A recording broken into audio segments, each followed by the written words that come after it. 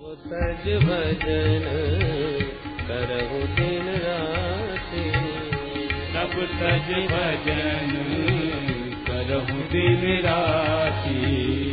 मधुर मधुर नाम सीताराम सीताराम, मधुर मधुर नाम सीताराम सीताराम, मधुर मधुर नाम सीताराम सीताराम, मधुर मधुर नाम सीताराम सीताराम, मधुर मधुर नाम सीताराम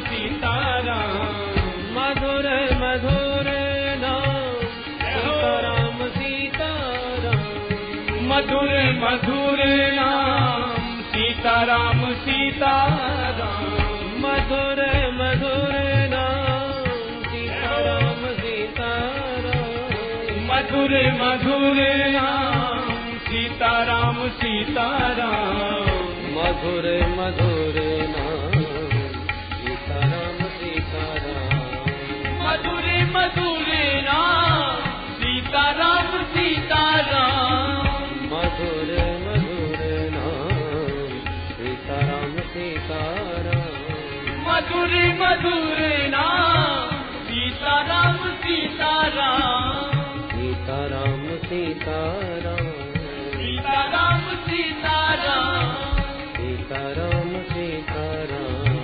सीताराम सीताराम। बोल अयोध्या नाथ की जय। श्री सुखदेव जी कहते हैं, परीक्षित अब हम तुम्हें सूर्य वंश सुनाते हैं, परंतु बहुत विस्तार से सुनाना संभव नहीं, क्योंकि विस्तार पूर्वक सूर्य वंश की चर्चा 100 वर्षों में भी पूरी नहीं हो सकती। न शक्यते विस्तरतुम वक्तुम वर्ष शतैरपि, इसलिए अति संक्षिप्त में आप श्रवण करें। भगवान श्रीमन नारायण प्रभु के नाभि कमल से ब्रह्मा जी का जन्म, ब्रह्मा जी के बेटा मरीचि, मरीचि के बेटा कश्यप, कश्यप जी के बेटा विवस्वान सूर्य, जिनसे चला सूर्य वंश, विवस्वान सूर्य के पुत्र श्राद्ध देव मनु, जिनकी श्रद्धा नामक पत्नी, पर संतान कोई नहीं। पुत्रेष्टि यज्ञ करवाया श्री वशिष्ठ जी ने, रानी जी की इच्छानुसार बिटिया का जन्म हो गया। राजा बोले महाराज मुझे तो बेटा चाहिए, तो फिर वशिष्ठ जी ने उस बिटिया को ही बेटा बना दिया।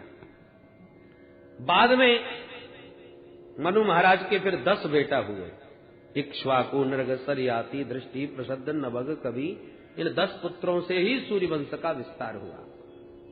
सरयाति नामक जो पुत्र था, उसकी बेटी एक सुकन्या हुई, उस सुकन्या ने धोखे से च्यवन मुनि के नेत्र फोड़ दिए अनजाने में, तो च्यवन मुनि के साथ ही उसका विवाह हुआ। बाद में च्यवन मुनि ने अश्विनी कुमारों के प्रभाव से, अनुग्रह से नव यौवन प्राप्त कर लिया था। इन्हीं सरयाति जी के वंश में महाराज रेवत हुए। इनके 100 पुत्रों में सबसे बड़ा था ककुदमी, उसकी बेटी थी रेवती, जिन रेवती जी का विवाह बलराम जी के साथ संपन्न हुआ। सुखदेव जी कहते हैं, परीक्षित अब मनु महाराज के जो दूसरे बेटा थे नभग, उनके बेटा हुए नाभाग, और नाभाग के बेटा हुए परम भागवत श्री अम्बरीश जी महाराज। अम्बरीश महाराज परम वैष्णव, भगवान के अनन्य भक्त, सप्तद्वीप वसुंधरा के अधिपति होकर के भी अष्टयाम सेवा करते हैं प्रभु की। सबई मनः कृष्ण पदारविंदयोर बचांसि वैकुंठ गुणानुवर्णने, करौ हरेर मंदिर मार्जनादिषु श्रुतिम चकाराच्युत सत्कथोदय। अम्बरीश महाराज कान से सदा भगवान की कथा सुनना, वाणी से गोविंद के सतत गुणानुवाद गाते रहना, और तो और करौ हरेर मंदिर मार्जनादिषु, सम्राट होकर के भी ठाकुर जी के मंदिर की झाड़ू पोछा की सेवा भी स्वयं अपने हाथों से करते। किसी दास दासी का कोई सहयोग नहीं ठाकुर सेवा में। ऐसी अद्भुत सेवा। अरे और तो और गेहूं भी अपने हाथ से पीसते हैं जिससे ठाकुर जी का प्रसाद तैयार करना है।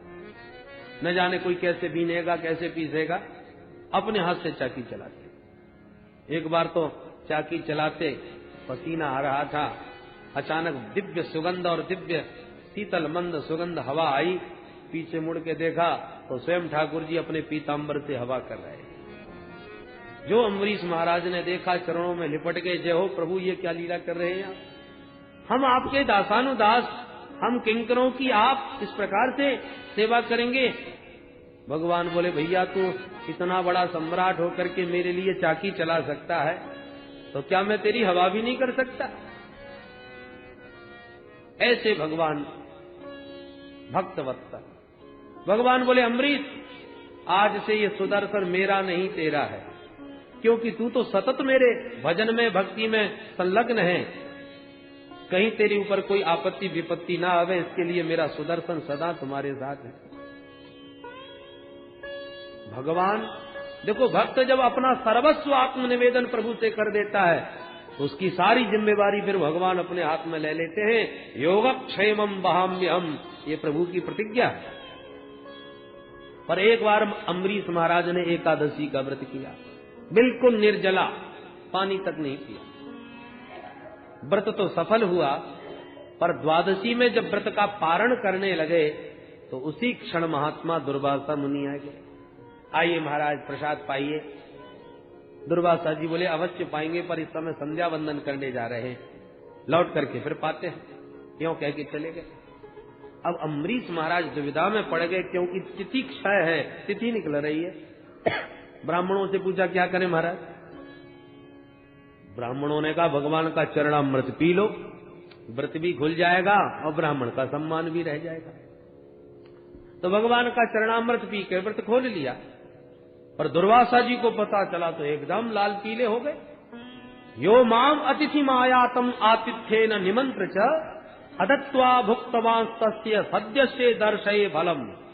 मेरे जैसे अतिथि ब्राह्मण को निमंत्रित करके पहले तू पारण करके बैठ गया, अभी इसका फल चखाता हूं। क्रोध में भरे दुर्वासा जी ने जटा उखाड़ के पटक दी, जिससे भयंकर कृत्या पैदा हो गई। विकराल मुंह फाड़ के राजा को खा जाने दौड़ी। राजा तो हाथ जोड़ करके खड़े हो गए, पर सुदर्शन चक्र सावधान तुरंत कृत्या को भस्म कर दिया और दुर्वासा मुनि के पीछे पड़ गए। जो भगवान का अमोघ अस्त्र देखा, दुर्वासा जी को भागते गैल नहीं मिले। अब आगे दुर्वासा, पीछे सुदर्शन। दौड़े दौड़े ब्रह्मा जी की शरण में, प्रभो रक्षा करो। किससे? बोले सुदर्शन चक्र से। सुदर्शन का नाम सुनते ही ब्रह्मा जी घबरा गए, जल्दी भाग यहां से। भगा जी। भगवान शंभु की शरण में, भोलेनाथ रक्षा करो। किससे? बोले सुदर्शन चक्र से। भोलेनाथ ने कहा, तमेव शरणम याही। अरे जिसका सुदर्शन है उसी की शरण में जा। तब आकर के भगवान नारायण के चरणों में गिरे दुर्वासा। हे प्रभु, ये सुदर्शन अमोघ आपका ही अस्त्र है और आप अनन्य ब्राह्मण भक्त हैं, ब्राह्मण्य हैं। मुझ ब्राह्मण की आप ही रक्षा करो। अपने सुदर्शन से ही रक्षा की गुहार कर रहा हूं। भगवान बोले, मुझे भी स्वतंत्र न समझिए, मैं भी पराधीन हूं। होश उड़ गए दुर्वासा जी के। आज नारायण कह रहे हैं कि मैं पराधीन हूं। आपके ऊपर किसका शासन चलता है प्रभु? तो भगवान अपना पारतंत्र स्वीकार करके कहते हैं। रामायण में तो नारद जी ने खूब आरोप लगाया, परम स्वतंत्र न सिर पर कोई। पर भगवान भागवत में अपना पारतंत्र स्वीकार करते, नहीं हम स्वतंत्र नहीं है। अहम भक्त पराधीन यस्वतंत्र इव द्विज साधुभिर्ग्रस्त हृदयो भक्तैर्भक्त जन प्रिय। दुर्वासा जी, बहुत द्विज, मैं अपने अम्बरीश जैसे भक्तों के सर्वथा अधीन रहता हूं। किस प्रकार? बोले, बसी कुर्वन्ति माम भक्त्या तत्श्रियः तत्पतिं यथा। जैसे एक परम पतिव्रता स्त्री पतिपरायणा होकर के अपने सेवा के बल पर पति को अपने अधीन कर लेती है, ऐसे ही इन भक्तों ने मेरे परायण होकर मुझे अपने बस में कर दिया। जो अपना सर्वस्व त्याग करके मेरी शरण में आ गए, उन भक्तों को मैं कैसे त्याग सकता हूं? हित्वा माम शरणम याता कथम तांस्त्यक्तुम उत्सहे। ये भक्त सदा मुझे अपने हृदय में बांध करके रखते हैं, तो मैं भी इन भक्तों को अपने हृदय में रखता हूं। ये भक्त मेरे अतिरिक्त किसी को नहीं जानते, तो आज मैं भी कहता हूं दुर्वासा जी, मैं भी इन भक्तों के अलावा किसी को नहीं जानता। साधवो हृदयम मह्यम साधूनाम हृदयम तो हम मदन्यत ते न जानंती नाहम तेभ्यो मनागति। दुर्वासा जी बोले तो आज क्या भगवत शरणागति व्यर्थ जाएगी? अरे भगवान की शरणागति से बढ़कर कोई शरणागति हो नहीं सकती। मैं समर्थ नारायण की शरण में आया हूं और प्रभु आप भी हाथ उठा के कह रहे हो मैं असमर्थ हूं, आपकी शरणागति कलंकित हो जाएगी। भगवान बोले ना ना, मेरी शरणागति व्यर्थ नहीं हो सकती। उपायम कथयिष्यामि, मेरी शरण में आए हो, बचने का उपाय बता रहा हूं। क्या उपाय है? कि जिस वैष्णव का अपराध करके आए हो उसी के पास चले जाओ, बच जाओगे। तब बेचारे दुर्वासा जी को वापस मुड़ना पड़ा, और तब तक 1 वर्ष बीत चुका था महाराज। 1 वर्ष के बाद दुर्वासा जी भाग करके वापस अम्बरीश के चरणों में गिर पड़े। अम्बरीश ने उठा के हृदय से लगा लिए, महाराज उल्टी गंगा न बहाइए, ये दास अपराधी है आपका, मुझे क्षमा करें। दुर्वासा जी बोले और सब बातें बाद में करते रहेंगे, पहले सुदर्शन को शांत कर, 1 वर्ष से लगातार मुझे भगा रहा है। तब अम्बरीश महाराज ने सुदर्शन चक्र की स्तुति करी और प्रार्थना पूर्वक कहा, यदि हमारे सूर्य वंश में हमारे पूर्वजों ने सदा ब्राह्मणों को अपना इष्ट मान के पूजा हो, हमारे हृदय में सच्ची ब्राह्मणों के प्रति यदि निष्ठा और भक्ति है, तो हे सुदर्शन इस ब्राह्मण को आप अपने ताप से मुक्त कर दो। परंतु सुदर्शन शांत नहीं। तब दूसरी सौगंध ली, मैंने समस्त भूत प्राणियों में अपने सचमुच अपने प्रभु का ही दर्शन किया हो, कभी किसी का अहित स्वप्न में भी न सोचा हो, सभी से उसी भावना से प्रीति करी जो नारायण से प्रीति होती है, तो नारायण का ही सब में दर्शन करके सबसे मैंने समान प्रेम किया हो, तो ये वाणी मेरी सत्य है, तो हे सुदर्शन तुम शांत हो। यदि नो भगवान प्रीत एक सर्वगुणाश्रय सर्वभूतात्म भावेन दुजो भवतु विज्वरः। ये भगवान की जब शपथ सुनी तब सुदर्शन चक्र जाके शांत हुए। दुर्वासा जी को सांस में सांस आई, कान पकड़ के बोले, हे प्रभु अहो अनंत दासानाम महत्वम दृश्य मध्य में। प्रभु आपके चरणाश्रित भक्तों का महत्व आज मैंने बहुत अच्छी तरह देख लिया। अम्बरीश महाराज हाथ जोड़ के बोले, चल करके अब प्रसाद तो पा लीजिए महाराज, ताकि हम भी आपका प्रसाद पा लें। दुर्वासा जी बोले, तो क्या अभी तक नहीं पाया? अरे प्रभु आपका निमंत्रण कर चुके थे, आपको पवाई बिना कैसे पा लेते? दुर्वासी जी बोले, राम राम अनर्थ हो गया, हम तो सोच रहे थे तुम पा करके बैठे हो। 1 वर्ष तक श्री अम्बरीश महाराज ब्राह्मण का निमंत्रण कर चुके थे, इसलिए भोजन ही नहीं पाए। ऐसे परम भागवत श्री अम्बरीश महाराज हुए। इन्हीं के पावन वंश में आगे चल के युवनाश हुए, जिन्होंने मंत्र पढ़े हुए जल को पी लिया था, इसलिए युवनाश के ही उदर से मानधाता का जन्म हुआ। मानधाता के ही वंश में सत्यव्रत हुए, इनके वंश में राजा हरिश्चंद्र हुए, हरिश्चंद्र के रोहित हुए, रोहित के बाहुक हुए, बाहुक के सगर हुए, राजा सगर के हजारों पुत्र हुए। परंतु इनके अश्वमेध यज्ञ का घोड़ा इंद्र ने चुराकर कपिलाश्रम में बांध दिया, तो सगर पुत्रों ने कपिल भगवान को इस चोर समझ लिया। अब शब्दों बोलने लगे, एस बाजी हरस चोर आस्ते मीलित लोचन। इस पाखंडी को देखो, हमारा घोड़ा चुरा के कैसा आंख बंद किए बैठा है। कपिल भगवान के नेत्र खुल गए और सगर के 60,000 पुत्र सब जल करके राख का ढेर हो गए। अब कैसे उद्धार हो? तो कपिल भगवान ने उपाय बताया कि माता गंगा के जलस्पर्श से उद्धार हो सकता है। तब सगर पुत्र असमंजस, असमंजस पुत्र अंशमान, अंशमान पुत्र दिलीप और दिलीप के पुत्र भगीरथ, इन सबने तपस्या करी। तब भगीरथ के तप से गंगा मैया प्रकट भई। भगवान शंकर ने जटाओं के बीच गंगा जी को स्थान दिया आगे आगे भगीरथ, पीछे पीछे भागीरथी चल पड़ी। रास्ते में जन्नू ऋषि, जन्नू नाम के राजर्षि थे, उनकी कुटिया को बहा दिया गंगा जी ने, तो जन्नू बाबा ने भी पूरी गंगा जी को पान कर लिया। भगीरथ ने प्रार्थना करी, तब गंगा जी को प्रकट किया, इसलिए जन्नू पुत्री बन के गंगा प्रकट हुई और नाम उनका जाह्नवी हो गया। बोल गंगा मैया की।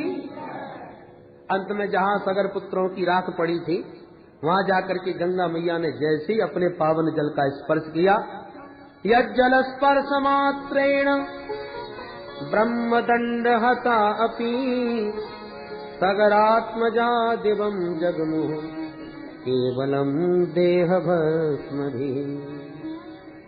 समस्त सगर पुत्रों का उद्धार हो गया परीक्षित।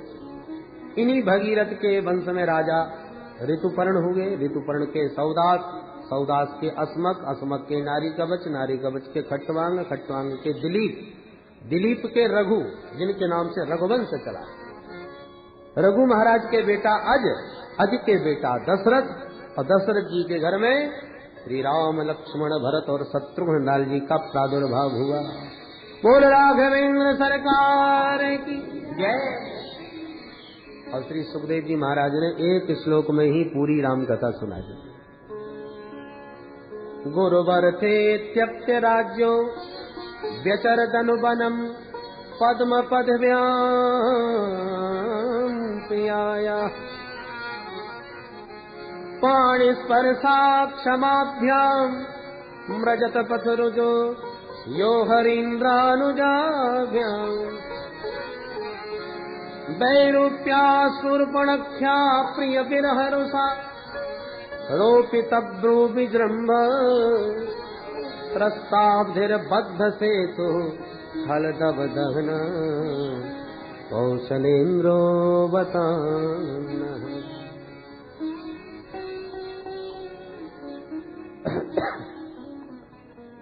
परीक्षित की संतुष्टि नहीं हुई एक श्लोक की राम कथा से, तब सुखदेव जी ने 2 अध्यायों में राम कथा बहुत ही सूत्रात्मक विधि से वर्णन की।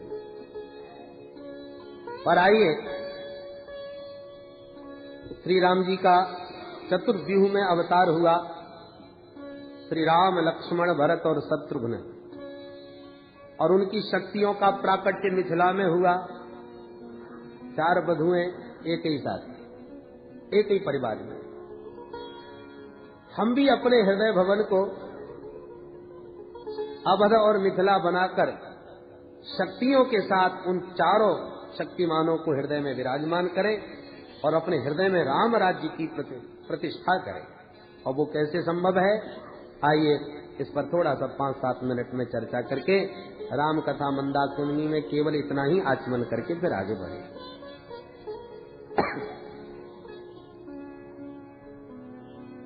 चारों भैयाओं में नीचे से ऊपर की तरफ हम चढ़ेंगे।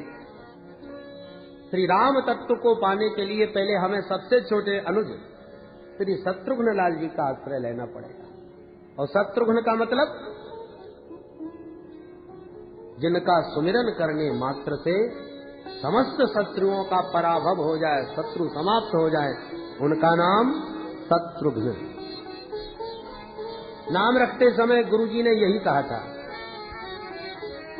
जाके सुमिरन तेरे पुनासा, जाके सुमिरन तेरे पुनासा, जाके सुमिरन तेरे पुनासा, जाके सुमिरन तेरे पुनासा। नाम शत्रुघ्न वेद प्रकाशा, नाम शत्रुघ्न वेद प्रकाशा, जाके सुमिरन तेरे पुनासा, जाके सुमिरन तेरे पुनासा। जिनका सुमिरन करने मात्र से शत्रुओं का नाश हो जाए वो शत्रुघ्न। पर बिना शक्ति के शक्तिमान काम नहीं करते। तो शत्रुघ्न लाल जी की शक्ति का नाम क्या है? श्रुत कीर्ति। श्रुत कीर्ति का मतलब भगवान की मंगलमयी कीर्ति को इन कर्णपुटों से श्रवण करो।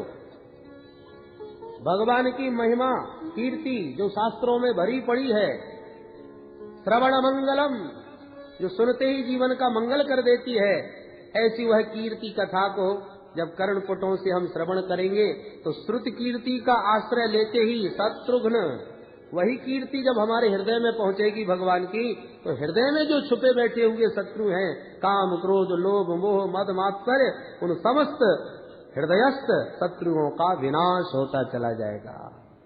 और ये साधक की पहली सीढ़ी है। सबसे प्रथम भगति संतन कर संगा, दूसरी गति मम कथा प्रसंगा। संतों के सानिध्य में कथा प्रसंग श्रवण करोगे, ये पहली साधना।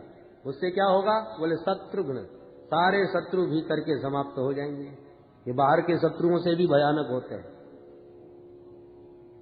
अब जब देखो भाई, मकान में कब्जा कब होता है? जब वो खाली हो। तो ठाकुर जी हमारे हृदय भवन पर कब्जा कब करेंगे? जब उन्हें खाली नजर आवे। जब देखते हैं कि काम क्रोध लोभ मोह मद मात्सर्य ईर्ष्या द्वेष छल कपट, तो भगवान देखते ही समझ जाते हैं हाउसफुल, यहाँ हमारे लिए कोई जगह नहीं। इसलिए सबसे पहले जो कब्जा किए बैठे हैं, मकान किसी का था, मालिक कोई था, कब्जा कोई किए बैठा है, तो श्रुत कीर्ति का आश्रय लेते ही शत्रुघ्न लाल जी भीतर के सारे शत्रुओं को समाप्त कर देंगे। भवन खाली हो गया। तब अब दूसरी सीढ़ी पर चले तो शत्रुघ्न लाल जी से बड़े भैया कौन? श्री लक्ष्मण। लक्ष्मण का मतलब जिसके जीवन का एक ही लक्ष्य हो, वो लक्ष्मण। और लक्ष्मण जी का लक्ष्य क्या है? उन्हें राम जी के अतिरिक्त किसी से कोई मतलब ही नहीं। शास्त्र कहते हैं मातृदेवो भव, पितृदेवो भव, आचार्य देवो भव, और यही शिक्षा राम जी ने भी लक्ष्मण जी को दी। भैया लक्ष्मण, भरत शत्रुघ्न मामा जी के यहाँ गए हैं और माता पिता की हमको बन जाने की आज्ञा मिल चुकी है। अब सारी अयोध्या का दायित्व तुम्हारे कंधे पर है। इसलिए लक्ष्मण भैया अब यहीं रह करके अयोध्या में माता पिता की सेवा करो। पर क्या लक्ष्मण जी मान गए? लक्ष्मण जी ने तो सीधा जवाब दिया, गुरु पितु मातु न जानऊ कहु स्वभाव नाथ पतिया। गुरु पितु मातु न जानऊ कहु स्वभाव नाथ पतिया। मुझे किसी से कोई मतलब नहीं। देखिए तीनों का नाम ले दिया, मातृदेवो भव, पितृदेवो भव, आचार्य देवो भव। और लक्ष्मण जी कह रहे गुरु पितु मात न जानो काऊ, मुझे किसी से कोई मतलब नहीं। राम जी बोले ये तुम बोल रहे हो? रामो विग्रहवान धर्म, साक्षात धर्म के विग्रह श्री राम जी के अनुज बोल रहे हैं। ये रामानुजाचार्य जी महाराज बोल रहे हैं। अरे भाई, जब माता पिता गुरुजनों को ही नहीं मानते तो फिर संसार में मानते कैसे हो तुम? लक्ष्मण जी बोले मैंने तो जीवन में एक को ही माना है, मोरे सबई एक तुम स्वामी। मोरे सबई एक तुम स्वामी, मोरे सबई एक तुम स्वामी। दीन बंधु और अंतरयामी, मोरे सबई एक तुम स्वामी। दीन बंधु अंतरयामी। संसार के जितने नाते हैं उन समस्त नातों को मैंने सिर्फ आप में देखा है। माता रामो मत पिता रामचंद्र, स्वामी रामो मत सखा रामचंद्र। सर्वस्व में रामचंद्रो दयालु, नान्यम जाने नैव जाने न जाने। न अन्यम जाने, अन्य किसी को मैं जानता ही नहीं। भगवान बोले तुम सही कह रहे हो, क्योंकि रोज मेरे को सभी लोग प्रणाम करते समय यही कहते हैं त्वमेव माता च पिता त्वमेव, और वो केवल कहते ही कहते हैं, तुम कहाँ से कह रहे हो। लक्ष्मण जी बोले हे दीन बंधु, क्या तुमसे कोई झूठ भी कह सकता है? और मैं झूठ कह रहा हूँ केवल वाणी से कह रहा हूँ या हृदय से कह रहा हूँ, ये मुझसे ज्यादा आप समझ सकते हो। भगवान बोले मैं कैसे समझूं? बोले दीन बंधु उरु अंतर्यामी, आप तो सबके अंतर्यामी हो, भीतर ही छुपे बैठे हो, आप ही भीतर से जरा झांक के देखिए मैं कहाँ से कह रहा हूँ। और लक्ष्मण जी के इस हृदय की भावना को जब भगवान जान गए, प्रसन्न होकर के बोले अच्छा तो कोई बात नहीं, माता जी से आज्ञा लो, चलो हमारे साथ। ऐसा ही लक्ष्य जब हमारे जीवन में सुदृढ़ हो जाए, मोरे सवई एक तुम, भगवान ही हमारे सर्वस्व जीवन धन बन जाएं, तो समझ लो हमारे हृदय भवन में लखन लाल जी प्रकट हो गए, हमारा भी लक्ष्य एक हो गया। और तब क्या होगा? बोले लक्ष्मण जी अकेले थोड़ी आएंगे, उनकी शक्ति भी प्रकट होगी। कौन? उर्मिला देवी। मतलब जब लक्ष्य लक्ष्मण जी की तरह सुदृढ़ और सुनिश्चित एक हो जाएगा, तो हमारे हृदय में प्रभु से मिलने की उत्कट उत्कंठा का उदय होना प्रारंभ हो जाएगा। यही समझ लो उर्मिला प्रकट हो गई। उर्मे प्रभु से मिलने की उत्कंठा का उदय होना ही उर्मिला शक्ति की जागृति है। प्रभु कहाँ मिलेंगे, कैसे मिलेंगे, कब मिलेंगे, निरंतर उत्कंठा बढ़ती चली जावे, तो समझ लो लक्ष्य सुदृढ़ है और हमारी उत्कंठा बढ़ रही है। और लक्ष्मण और उर्मिला का जोड़ा जहाँ प्रकट हुआ हृदय भवन में, तब हम तीसरी सीढ़ी पर पहुंचते हैं। 2 सीढ़ी पार कर ली। और तीसरे भाई कौन से हैं? भरत। भरत का मतलब भर देने वाला। तो ये काय से भरेंगे? भाई जिसके पास जो वस्तु है वही वस्तु तो देगा। और भरत जी कौन है? साक्षात श्री रामभद्र के प्रेम विग्रह है। इनके भीतर श्री रामभद्र का प्रेम इतना लवालब भरा है कि इनका ध्यान करते ही जो इनका सुमिरन करता है उसके हृदय को भी राम के प्रेम से परिपूर्ण कर देते हैं, भर देते हैं। हमारा हृदय तो अभी विषय रस से भरा है, अब राम रस से कैसे भरे? खारा पानी लोटे में भरा है तो पहले फेंकना पड़ेगा, तब गंगा जल उसमें भरा जाएगा। और भरत जी ये दोनों काम कर देते हैं। विषय रस जो जीव का भरा है उसे निकाल के बाहर करते हैं और उसके भीतर राम रस भर देते हैं। यही भरने का काम भरत जी करते हैं। गोस्वामी जी ने संकेत दिया, भारत चरित करनेम तुलसी जे सादर सुनही। नियम पूर्वक भरत जी का चरित्र सुनो, उससे फायदा क्या होगा? सिय राम पद प्रेम अवश्य होए भवरस बिरति। दोनों काम हो गए। अवश्य होए, ये शब्द बीच में रखा। क्या होगा अवश्य? बोले भवरस बिरति अवश्य होए, और सिय राम पद प्रेम अवश्य होए। जो भवरस भरा है वो भवरस से वैराग्य हो जाएगा, निकल जाएगा, और राम रस से हमारा हृदय लवालब भर जाएगा। और ये दोनों काम श्री भरत जी के सुमिरन से हो जाता है। अब हमारा हृदय राम जी के प्रेम से परिपूर्ण हो गया, इसकी पहचान क्या है? कैसे पता चले? बोले जब भरत जी की शक्ति साथ में प्रकट हो। कौन सी? बोले मांडवी। मांडवी का मतलब, बोले हम राम प्रेम से भर गए हैं, इसकी पहचान यही है कि ब्रह्मांड के चराचर प्राणियों के प्रति हमारे हृदय में ऐसा दुलार, ऐसा प्रेम जागे जैसा माँ का पुत्र के प्रति होता है।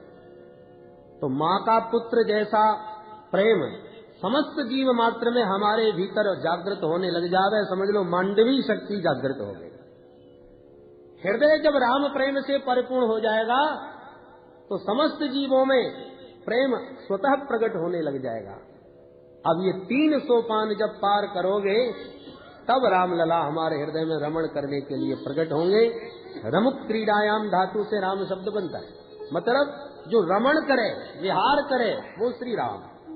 जो योगियों के हृदय में रमण करे या योगी जिस तत्व में रमण करें वो श्री राम। हमारे हृदय में इस प्रकार से जब ये 3 सोपान हम पार कर लेंगे तो राम जी भी हृदय भवन में अवधपुरी बना के प्रकट हो जाएंगे। और राम जी कौन है? राम जी का स्वरूप क्या है? जो आनंद सिंधु सुख राशि, जो आनंद सिंधु सुख राशि, करते त्रैलोक सुपासी, करते त्रैलोक सुपासी।